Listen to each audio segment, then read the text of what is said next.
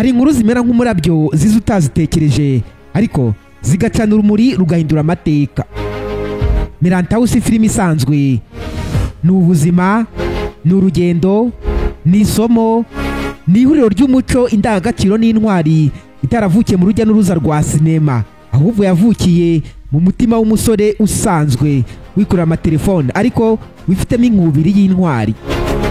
Iyo wumva Milantau ntugomba kubitekerezaho nk'igikorwa cya sinema gusa, ahubwo yumva nk'ihuriro ry'imirwano y'umwimerere, inkuru y'impinduka n'ukuri k'umuntu uva mu giturage ajya gushakira isi agaciro, ntabyo kwinezeza gusa ahubwo no kurwana urugamba rwa rubanda. Ati gute none?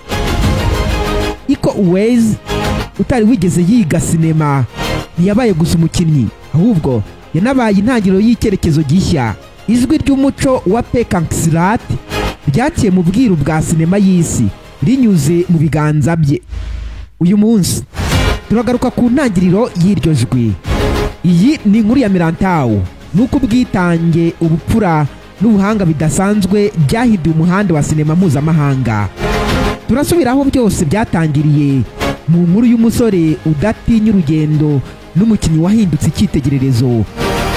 Iyi si filimi gusa ahubwo ni umurage. Ati gute none mutamu? Ndi Kwizera Janvier Gadi nk'ibisanzwe uhaye ikaze mu kiganiro cya none.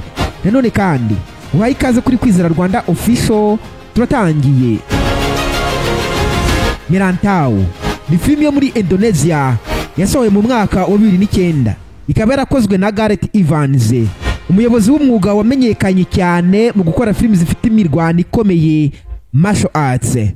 Iyi filimi rero niyo yatumye benshi bwa mbere bamenya izina rya Iko Uwais, wakinnye ari umusore w'intwari w'umunyarugamba witwa Yuda. Izina rero Milantau rifite inkomoko mu muco wa Minangkabau, aho abasore bagerageza kuva iwabo bakajya gushakira ubuzima ahandi kugira ngo bamenye ubuzima nyabwo no gukura mu bitekerezo. Ibi ni urugendo rw'imyitozo y'ubuzima rutuma umuntu ava ku kuba umwana akajya ku kuba umugabo. Insanganyamatsiko n'inkuru nyamukuru. Filimi Milantau ikurikirana urugendo rwa Yuda Iko Uwais, umusore w'imyaka 20 wakuze yigishwa ubuhanga bwo kurwana bwa Pekankisrat. Yuda ahitamo kujya Jakarta, umurwa mukuru wa Indonesia, mu rugendo rwa Milantau ashaka kuba umwarimu wa Silat. Icyakora Iko Uwais iyo akigera mu mujyi ibintu birahinduka ku buryo bukomeye cyane, kuko abantu yari yarateganyije kujya kubana nabo asanga barigendeye, kandi ako kanya ahita yisanga mu buzima bwa ghetto, aho ahura n'umwana muto witwa Adit na mukuru we Astrid bashaka gukurwa mu buzima n'abagizi ba nabi bacuruza abantu. Yuda cyangwa se Iko Uwais ahita yisanga atangiye kurwana urugamba rukomeye rwo kubarokora, aho yinjira mu makimbirane akomeye n'abakomeye b'abanyabyaha, bigatuma filimi ijya mu murongo wa action, drama na social struggle. Uruhare rero rwa Iko Uwais muri iyi filimi Milantau. Iko Uwais ntabwo ari umukinnyi wa filimi Milantau gusa, ahubwo ni n'umuntu wahanze isura yayo mu bijyanye n'imirwano, icyo twita fight choreography.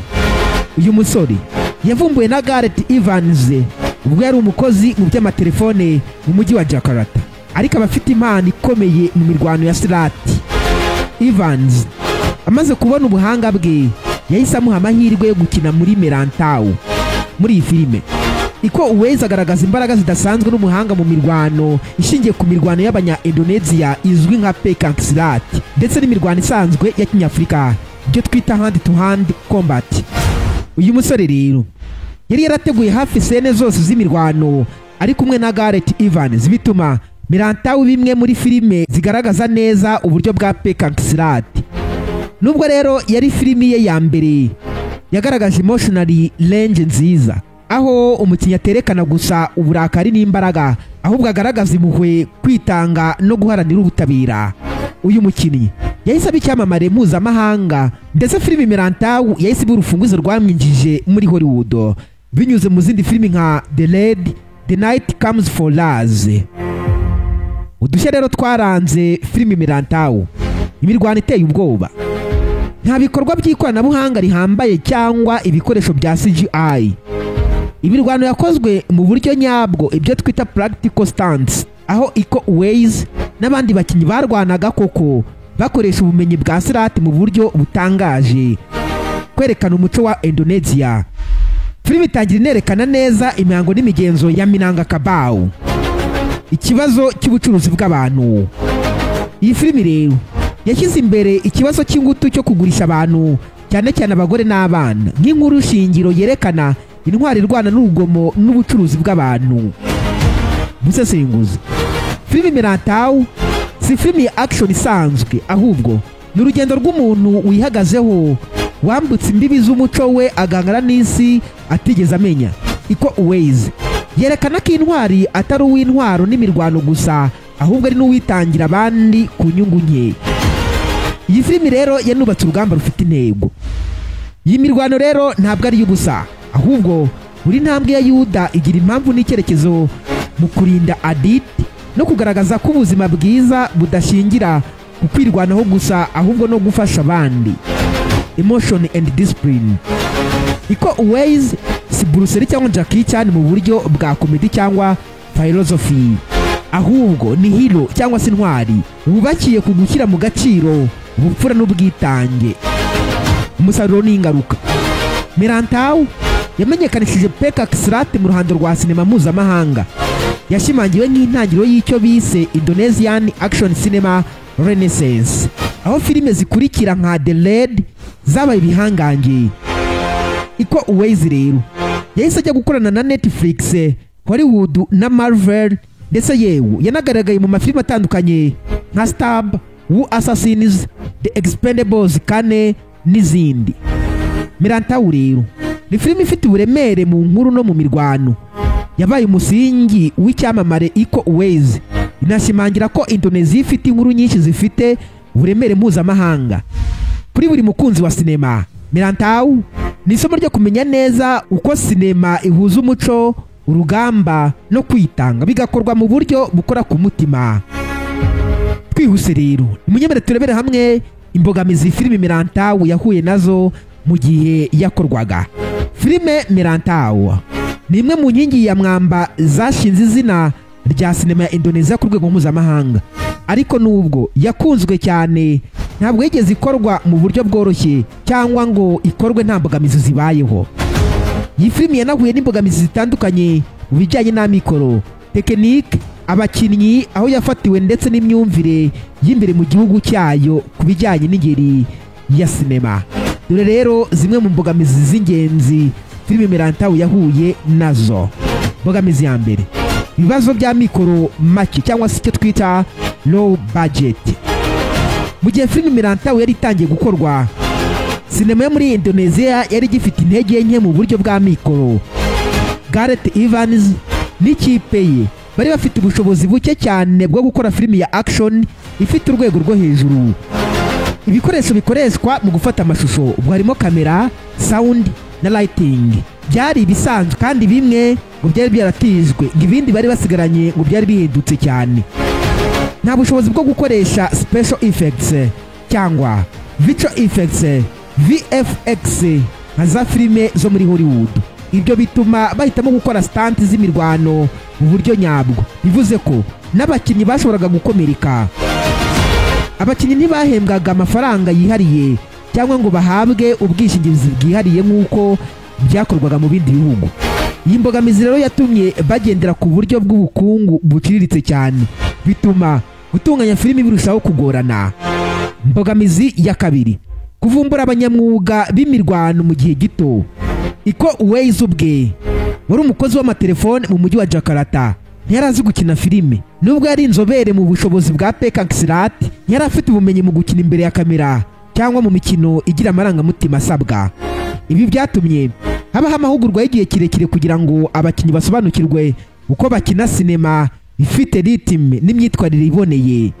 Gareth Evans nubwo yari afite icyerekezo gihamye, yari agikeneye guhuza umukinnyi n'umurongo w'inkuru, agafasha Iko Uwais kuba atari intwari irwana gusa, ahubwo nk'umukinnyi utanga amarangamutima.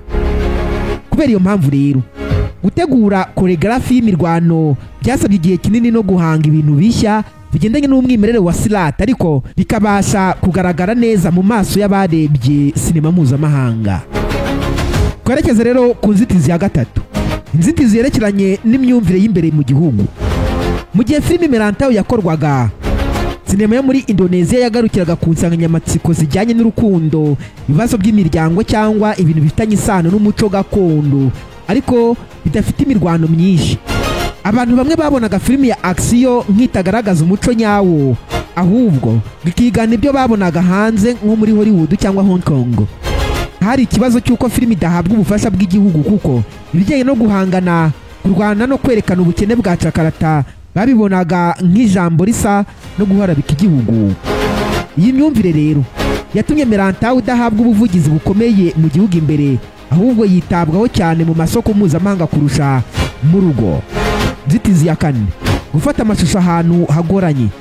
Filime Merantau yafatiwe amashusho mu bice bya Jakarta bikennye, ahantu hameze nk'utubari, ku muhanda, ku mazu atuzuye neza, ndetse yewe n'ahantu hadakunzwe gukoreshwa mu gufata amashusho. Ahantu nk'aho rero hari ingorane z'umutekano, aho bashoboraga guhura n'imbogamizi yo kugirirwa nabi. Imbogamizi ya gatanu, ubuzima bw'abakinnyi mu mirwano y'ukuri. Kubera ko batifashishije ibikoresho bigezweho mu gukora fake fights, abakinnyi bararwanaga koko. Iko Uways ubwe n'abandi bakinnyi bakomerekejwe n'imirwano bamaze gukora inshuro zirenze 3. Gukwirakwiza iyi filime ku isoko ry'amahanga cyangwa se ku isoko mpuzamahanga. Nyuma yo kurangiza gukina no gutunganya filime Merantau, ikibazo cyari ukuntu bazayigeza ku bantu benshi. Icyo gihe Indonesia nta masoko mpuzamahanga yagiraga akomeye muri sinema. Kwamamaza filime hanze byasabye kujya mu maserukiramico atandukanye arimo Pifan, Fantasia n'andi, aho bayitabiriye ku giti cyabo bagasaba ubufasha bw'abantu. Kuko rero batari bafite studio nini bashyigikiye, basabye ubufasha bwa Media Asia, aho yo yaje kwagura isoko rya filime mu Bushinwa no muri Aziya. Filime Merantau rero ni ishusho y'uko guhanga sinema bikomeye ariko bishoboka. Imbogamizi zayo kuva ku mikoro, abakinnyi badafite uburambe, ibibazo by'ubuzima, kugera ku myumvire yo mu gihugu imbere, zatumye iyi filime iba nk'isomo rikomeye ku bantu bose bifuza gutangiza sinema ikomeye, hatarimo amafaranga menshi cyangwa izina ryamaze kumenyekana. Rero Gareth Evans na Iko Uways batangije impinduka binyuze mu gukunda ibyo bakora, kwihangana, guhanga udushya no guha agaciro umuco wabo. Ubu Merantau ibarwa nk'inkingi y'amateka ya sinema ya Aziya. Twihuse rero tugiye kureba uko filime Merantau yakiriwe n'abakunzi ba sinema ndetse we n'abasesenguzi. Filime Merantau yasohotse 2009 mu gihe sinema yo muri Indonesia itari izwi cyane ku rwego mpuzamahanga.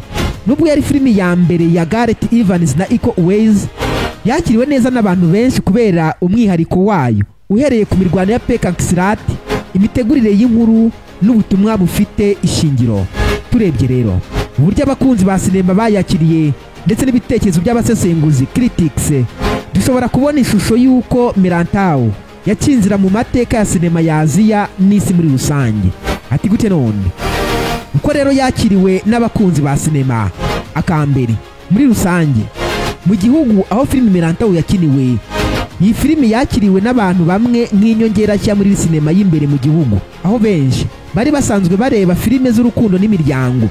Hari abari bagishidikanya ku buryo filime z'imirwano yakorerwa imbere mu gihugu kandi ikagera ku rwego rwiza, ariko Merantau yarabatunguye cyane kubera ukuri kw'imirwano, ubwitange bwa Iko Uways n'uburyo bwihariye inkuru yubatsemo. Ku rubyiruko, filime yahise ikundwa cyane kubera yerekana indangagaciro zo kwitanga, guharanira ukuri no kurinda abaciye bugufi, ibintu bita bibahuza cyane n'ubuzima babayeho. Uko rero iyi filime yakiriwe n'abasesenguzi ba sinema. Abasesenguzi ba sinema ku rwego mpuzamahanga batangiye gutanga ibitekerezo byiza kuri Merantau, bavuga ko ari filime ifite udushya n'umwimerere ndetse ikanerekana ko sinema ya Aziya ifite byinshi byo gutanga. Dore bimwe mu bitekerezo byatanzwe n'abasesenguzi. Fight choreography, imiterere y'imirwano. Variety magazine yanditse ko imirwano ya Merantau ifite isuku, ifite ingufu kandi ikoze mu buryo butangaje. Bavuze ko kandi Pekaksrat, uburyo bukoreshwa muri Indonesia mu kurwana, bugaragazwa ku rwego rudasanzwe. Twinch Film, uru ni urubuga ruzwi cyane mu gusesengura sinema z'imirwano, rwatangaje ko iyi filime izaba intangiriro y'icyo bise Indonesian New Wave Action, kandi ko Iko Uwais ari umuntu waje kuhakorera impinduka. The Guardian yavuze ko Milantau atari filimi y'imirwano gusa, ahubwo hari n'igihangano gito kidasanzwe gikozwe n'umutima n'umuhati. Yewe ni nuko nshoje Mutama. Ni Kwizera Janvier Gadi nk'ibisanzwe. Uramutse ufite igitekerezo, inyunganizi ku biganiro dukora, amarembo aruguruye. Hano rero turi kuri Kwizera Rwanda official nk'ibisanzwe. Imana nibande biri cyoroshye, ndabakunda cyane. Bye bye.